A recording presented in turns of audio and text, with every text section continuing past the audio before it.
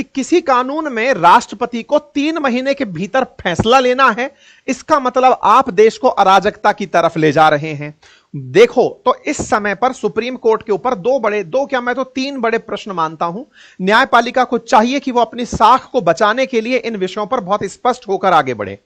पहला, राष्ट्रपति को यह आदेशित करना, जो कि कहीं पर भी संविधान में मेंशन नहीं है, लेकिन मेंशन करा दिया गया है राष्ट्रपति को कि आप 3 महीने के अंदर फैसला सुनाएं साहब।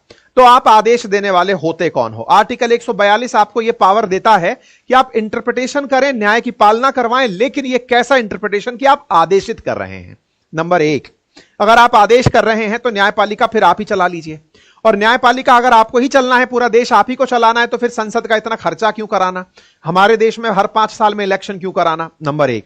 नंबर दूसरा, अगर संसद के द्वारा बनाए गए कानून पर आपको लगता है कि संविधान का एनक्रोचमेंट हो रहा है, तो आप उस पार्ट को पकड़िए कि भाई ये गलत हो रहा है, इसके हिसाब से काम करें। दूसरा, जब सवाल आपकी ही साख पर आकर टिका हो कि आपके ही एक जज के घर में 15 करोड़ रुपए जले मिलते हैं, वो मामला दूसरे दिन दबाव में बदलता है, तीसरे दिन फिर निकल कर आता है, और आप जज का ट्रांसफर उठा करके इलाहाबाद हाईकोर्ट कर देते हैं, और अब तक उस जज के खिलाफ केवल और केवल इंक्वायरी बैठी है, नो FIR टिल डेट। तो न्यायपालिका, अगर आप इतने ही सक्षम हैं, तो फिर कैसा न्याय बांट रहे हैं जब आप अपना ही न्याय नहीं कर पा रहे हैं? नंबर 2। नंबर 3, आपका यह कैसा न्याय है इस देश के अंदर कि आप किसी एक धर्म के नाम पर तो यह कहते हैं कि आप साक्ष्य प्रस्तुत करिए, और दूसरी जगह यह कहते हैं कि यह वक्फ यूजर कहां से लेकर आएंगे अपने एविडेंस? तो देश के अंदर अगर वाकई में न्याय लाना है तो न्याय समानता से आता है। पहले न्यायपालिका खुद में न्याय स्थापित करे और फिर इस देश को न्याय की राह दिखाए। अर्थात देश के अंदर न्यायपालिका को लेकर जो यह छिड़ी बहस है, इस बहस में वाकई में कंटेंट है। अब इस कंटेंट में निशिकांत दुबे जी तो बोलकर निकल ली, अब ये हैं कौन, थोड़ा सा इनके बारे में भी जान लीजिए। ये साहब पैदा हुए बिहार में, झारखंड के गोडा से MP हैं, और फिलहाल के लिए काफी सुर्खियों में रहे भी हैं। सुर्खियों में कहां से रहे, अगर आपको याद हो तो महुआ मोइत्रा का जो कैश फॉर क्वेरी कि मैडम जी ने पैसे लेकर के संसद में जब सवाल पूछे थे, उस समय काफी ज्यादा सुर्खियों में रहे थे। इन्होंने अपनी तरफ से काफी सारे सुप्रीम कोर्ट पर पहले भी सवाल उठाए हैं कि 377 को हटाना हो तो सुप्रीम कोर्ट बाहर आ जाती है, पॉर्न देखने की बात करनी हो तो सुप्रीम कोर्ट बाहर आ जाती है।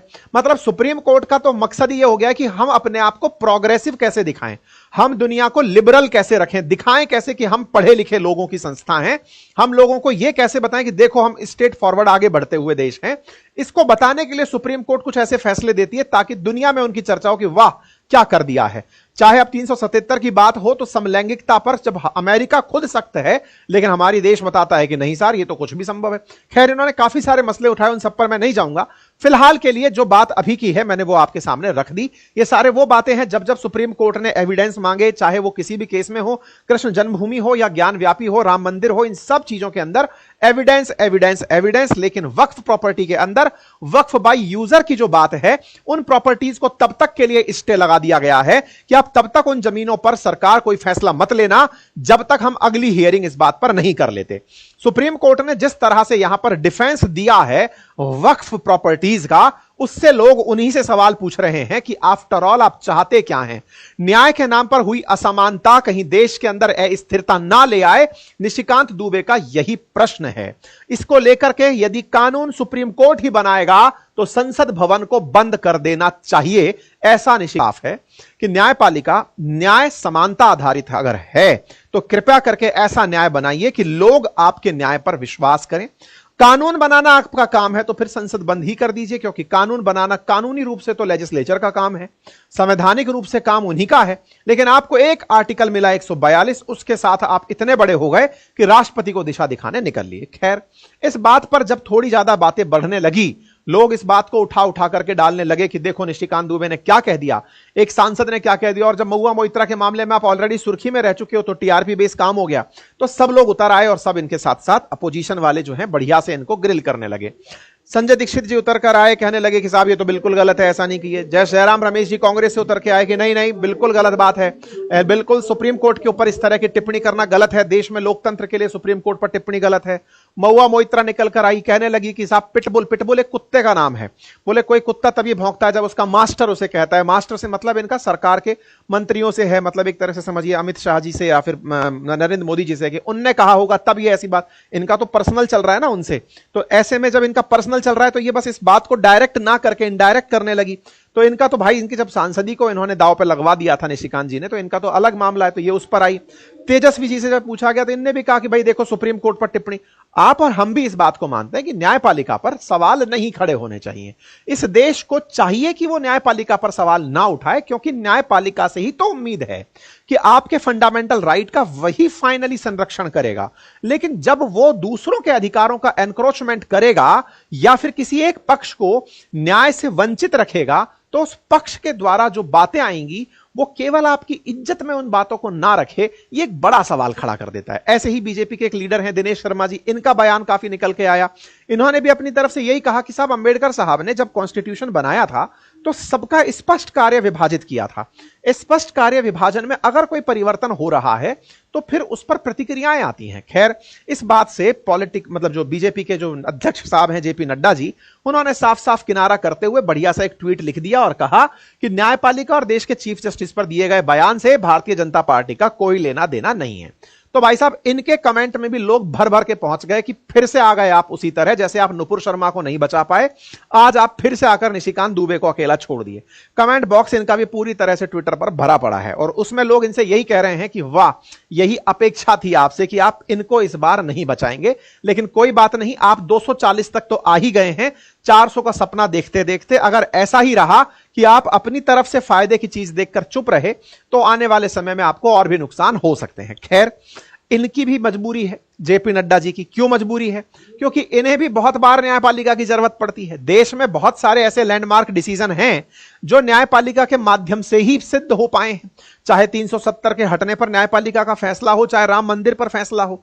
अगर न्यायपालिका पर आप ही अविश्वास की स्थिति पैदा कर देंगे तो फिर ऐसे में तो अपोजिशन को तो और आसान राह मिल जाएगी। वो तो कहेगी ही कि देखो कि इन्होंने तो अभी तक जिस तरह के फैसले करवाए थे या फिर इनके काल में जितने भी फैसले आए थे वो सब प्रभावित होकर थे। तो ऐसे में सत्तारूढ़ दल की एक मजबूरी होती है कि वो न्यायपालिका के सामने, और किसी भी तरह से सत्तारूढ़ हो या अपोजिशन, सबकी एक जिम्मेदारी होती है कि न्यायपालिका सदा अमर रहे टाइप से उसको कैंपेन चलानी पड़ती है। खैर, तो ये अपनी राजनीतिक भूमिका निभाते गए, बाकी इनके मन में क्या है ये जाने। कांग्रेस लेकिन इस बात पर बढ़िया तरीके से हमलावर हुई। कांग्रेस हमलावर हुई, शिवसेना हमलावर हुई। इस बीच में फिर हेमंत विश्व शर्मा उतर आते हैं सब असम से, और वो आकर के बढ़िया लाइन कहते हैं, देखो साहब कि निशिकांत दुबे जी ने जो किया वो बिल्कुल गलत है। और साहब, ऐसे में सुप्रीम कोर्ट, ये बीजेपी से मुख्यमंत्री असम के, इन्होंने अपनी तरफ से बढ़िया से सुप्रीम कोर्ट के लिए निशिकांत दुबे जी के द्वारा जो किया गया कार्य है उसकी निंदा कर दी कि नहीं सर, नहीं होना चाहिए था ऐसा। आपको लगता है कि उन्होंने सुप्रीम कोर्ट के खिलाफ कुछ बोल दिया है? पार्टी ने कहा है कि उनका वो निजी विचार है, ऐसे में उनके निजी विचार पर पार्टी का कोई लेना देना नहीं है। लेकिन विश्व शर्मा जी ने बढ़िया से खोजकर, विश्व शर्मा जी का मुझे एक बात लगती है बढ़िया, और वो ये है कि ये पीआर तगड़ी जानते हैं। पीआर तगड़ी जानते से मतलब ये है, इनका सोशल मीडिया बड़ा टाइट चलता है भाई साहब। देश का कोई भी मुद्दा चल रहा हो, ये अपनी राय देकर तुरंत मीडिया में आ जाते हैं, और बढ़िया, मतलब बढ़िया काम है। जैसे आपने अगर देखा हो तो समय रैना और वो वाला रणबीर अलावादिया वाला मामला भी था, तो भी आसाम की तरफ से मामला और उधर से उठा करके उधर की पुलिस वहां की वहां ले गई। कुल मिलाकर के कि भाई हाँ, मतलब राष्ट्रीय नेता वाली फीलिंग ये आसाम में बैठकर ले लेते हैं। ऐसे में अब इन्होंने फिर से एक लाइन बोली, और क्या कहा इन्होंने? कांग्रेस को घेरा और कांग्रेस से कहा कि आइए मैं आपको याद दिलाता हूं। कांग्रेस को पूछा कि जस्टिस दीपक मिश्रा के मामले पर क्या कहना है आपका। कांग्रेस वालों से पूछा गया कि आप लोग कांग्रेस वाले जो हैं वो दीपक मिश्रा के खिलाफ इंपीचमेंट लाने की तैयारी कर लिए थे। जस्टिस रंजन गोगोई के बारे में क्या ख्याल है? जब उन्होंने राम मंदिर पर फैसला दिया था तब आप लोगों ने कहा था कि ये तो जो है ना सीवियर क्रिटिसिज्म का मामला है। ऐसे ही जस्टिस अरुण मिश्रा के केस में भी आप लोगों ने, कांग्रेस वालों, ऐसा ही विरोध किया था। जस्टिस डीवाई चंद्रचूड़ पर भी आपने यही कहा था कि देखो ये तो बिल्कुल खराब मामला है, खराब तरीके से फैसले देता है। ऐसे अब्दुल नजीर को जब कांग्रेस पार्टी ने जब जजेस को क्रिटिसाइज किया या फैसलों को क्रिटिसाइज किया या किसी के कालखंड को क्रिटिसाइज किया, ये उन सबको याद दिलाते हुए कहे कि हमारे नेता ने तो अभी यही लाइन बोली है, लेकिन कोई बात नहीं, आपकी लिस्ट ज्यादा लंबी है। अब मैं तुम्हारे पक्ष में 5, मेरे पक्ष में 1, बोलो कौन ज्यादा मजबूत, तो मामला चलो नल एंड वॉइड कर दो टाइप से इन्होंने भी पूरी तरह से शस्त्र निकाल के डाल दिए। बकायदा सबकी न्यूज कटिंग्स डाल दी कि देखो साहब, will chop tongue of Congress leader threaten जज हु सेंटेंस्ड राहुल गांधी, जीभ काट देंगे अगर किसी ने हमारे नेता के खिलाफ कोई फैसला दिया।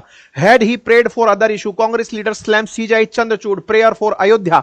तो भाई साहब यहां पर मतलब इनके नेता ने अयोध्या के लिए, चंद्रचूड़ ने अयोध्या के लिए सोचा था तो उसके खिलाफ ये करेंगे। और यहां पर देख सकते हैं जस्टिस शेखर यादव जो है उसके लिए 55 अपोजिशन एमपीज ने इंपीचमेंट फाइल कर दिया था।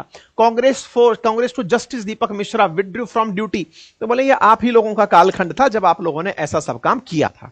तो कुल मिलाकर के दोनों पार्टियों ने अपनी अपनी तरफ से अपना काम कर दिया है। सुप्रीम कोर्ट की बेचारी की आफत आ गई है। क्या सुप्रीम कोर्ट समझ नहीं पा रही है कि वो न्याय दे कि राजनीति में उलझे? और पहले भी देखो भाई साहब, अगर आप संसद के काम में एंट्री करोगे तो संसद के अंदर बैठे हुए भाई 140 करोड़ लोगों का प्रतिनिधित्व करने वाले वो लोग हैं जिन्होंने आए दिन इस तरह के मामले देखे हैं, ऐसों से ही निपटे हैं। ऐसे में अगर आप जाकर के उनके फील्ड में हाथ डालिए, बिल्कुल वैसे ही है। शेर की मांद में मुंह डालकर, हाथ डालकर आप सोचोगे कि आप सुरक्षित आ जाओगे। सुप्रीम कोर्ट को सोचना चाहिए, ना तो उसे कांग्रेस के पाले में ना बीजेपी के पाले में, वो अपना पाला संभाल ले उतना ही बहुत है, अदरवाइज तो फिर बहुत फ्लेयर है साहब। ऐसे में सुप्रीम कोर्ट को जस्टिस स्थापित करने के लिए जरूरी है कि वो अपने काम पर फोकस करे और बढ़िया से लैंडमार्क डिसीजन दे, देश को राह दे, जल्दी से मामले सुलझाए जो उसके पास पेंडिंग है और न्याय की स्थापना के लिए दिशा दे। ठीक है। खैर इस बीच में निशिकांत दुबे जी की तरफ से अब उनके ऊपर सवाल उठने लगा है और सवाल यह है कि साहब इनके ऊपर कंटेम्प्ट ऑफ कोर्ट लगाई। अभी कंटेम्प्ट ऑफ कोर्ट की क्या मामला है? तो असल मामले क्या है कि अदालत के खिलाफ अगर आप कुछ बोलते हैं तो धारा 15 की क्लॉज 1 सब क्लॉज ब जो है वो 1975 के सर्वोच्च न्यायालय के अवमानना संबंधी कार्रवाई को मतलब माना जा सकता है कि इनके खिलाफ वो लगाया जा सकता है कि सर आपने संसद का वो सुप्रीम कोर्ट का अपमान किया है। ऐसे में एक बड़ा सवाल यह बनता है क्रिमिनल लगाया जाए या फिर इनके ऊपर सिविल लगाया जाए। तो ऐसे में कंटेम्प्ट ऑफ कोर्ट लग सकता है या नहीं, यह भी एक बड़ा सवाल है। तो देखो अकॉर्डिंग टू लॉ अगर कोई सांसद संसद के अंदर बैठ करके कोई भाषण देता है तो आर्टिकल 105 यह कहता है कि अगर संसद में बयान दिया है तो उस पर कार्रवाई करने के लिए आपको स्पीकर या फिर अध्यक्ष से पूछना पड़ता है।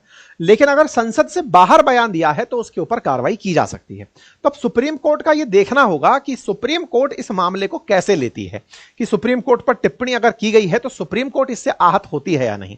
अब मजबूरी है उसकी, अगर वो ऐसे आहत होने लगी तो हर दिन कोई आदमी सुर्खी में आने के लिए सुप्रीम कोर्ट को भाषण देने लगेगा कि लो सुप्रीम कोर्ट आज तुम्हें यह कहा, लाओ हम पर फैसला दो। तो ऐसे में वो कितनों को हैंडल करेगी? तो ऐसे में कई बार चुप होने में भलाई होती है सुप्रीम कोर्ट की।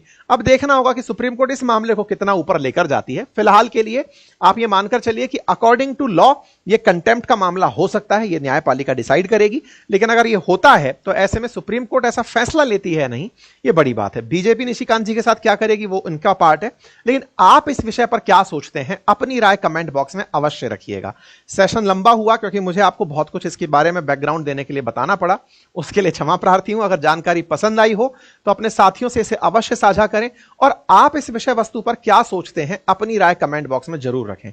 छोटा सा निवेदन रहेगा, चैनल पर नए हैं तो सब्सक्राइब कर लीजिए और जो लोग टीवी में देखते हैं भाई साहब उन्हें घर वालों से रिक्वेस्ट है कि कृपया उनको सिखाएं कि सब्सक्राइब कैसे किया जाता है ताकि उन्हें बार बार हम दिखें और हमारी न्यूज आप तक पहुंचे। उसका कोई खर्चा नहीं है।